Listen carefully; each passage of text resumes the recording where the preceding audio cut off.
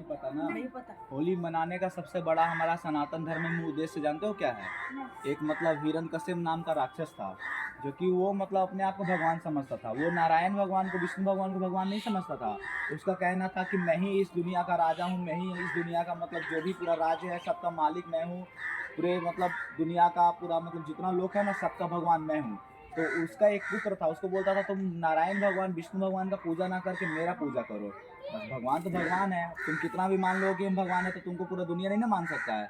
वैसे प्रहलाद को अंदर से पता था कि ये तो भगवान है नहीं, बस मेरा पिता है। वो भी पिता पुत्र का मतलब रिश्ता चलते आता है, वो भगवान के द्वारा ही बनाया गया ऐसा मतलब विधि है कि चलते आता है।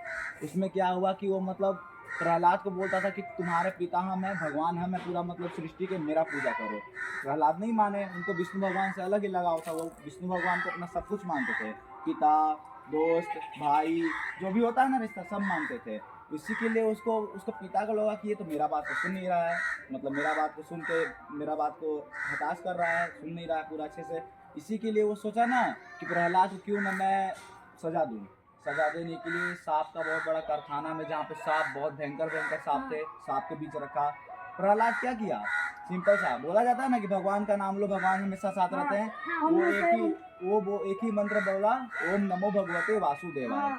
हम उस वासुदेवाय को पूछते हैं जो पूरा मतलब संसार को अपने मतलब हाथ में रखकर चला रहे हैं, सबको एक जैसा समझ के पूरा संसार को चला रहे हैं।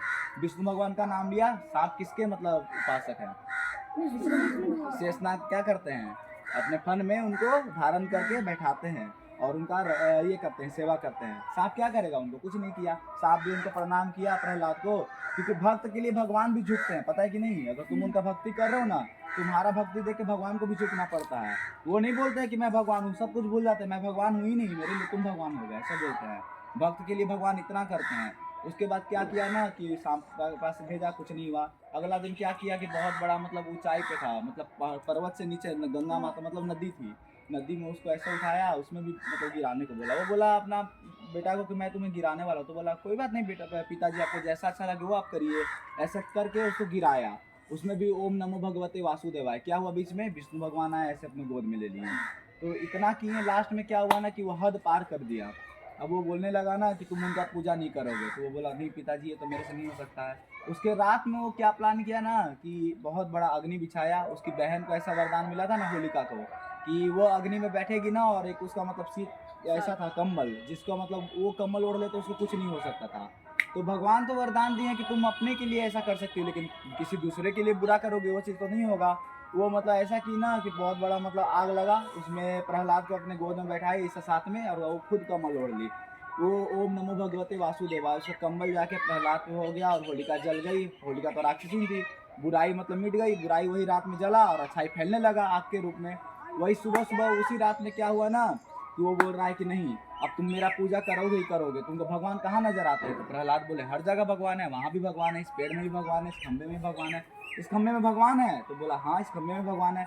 वो अहंकार में आया, अहंकार भगवान को कभी पसंद नहीं है। अहंकार में आके ऐसे गद्दा लिए खंबा को मारा, खंबा को मारा तो क्या हुआ, विष्णु भगवान एक अवतार धारण किए। कौन सा? नरसिंह। आधा शेर आधा इंसान, और मतलब आधा शेर और आधा जानवर का वो मतलब ऐसा अवतार लिए, क्योंकि उसको वरदान मिला था कि वो ना आदमी से मर सकता था, ना जानवर से मर सकता था, ना घर के बाहर मर सकता था, ना घर के अंदर मर सकता था, ना दिन में मर सकता था, ना रात में मर सकता था, ना ऊंचा ना आसमान में मर सकता था, ना जमीन में मर सकता था। नरसिंह भगवान आए तो उसको पूरा देखा तो वो रूप देख के सबको डर लगने लगा, बहुत ज़्यादा मतलब खतरनाक अवतार लिए थे। उसको पकड़े, चौखट पे ले गए, चौखट पे ले जाके ना बोले कि तुमको क्या, ब्रह्मा ने क्या तुम्हें वरदान दिया था कि ना तुम दिन में मरोगे ना तुम रात में मरोगे। अभी क्या हो रहा है, शाम हो रहा है, ना तुम आसमान में मरोगे ना तुम जमीन में मरोगे, तुम कहाँ हो अभी? मेरे पैर के गोद पे, जांग पे हो।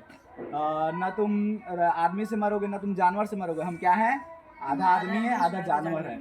उसका पेट ऐसे नाखून रखे चीरे, और उसका खून से जो ऐसे किए ना, उसके रूप में हम लोग होली मनाते हैं। मतलब बुराई का नाश हुआ और अच्छाई पे यहाँ पे जीत हुआ, उसी के लिए हम लोग होली का त्यौहार मनाते हैं। इसमें हम लोग को खुशी मनाने का ये बात है कि बुराई पे अच्छाई का जीत हुआ।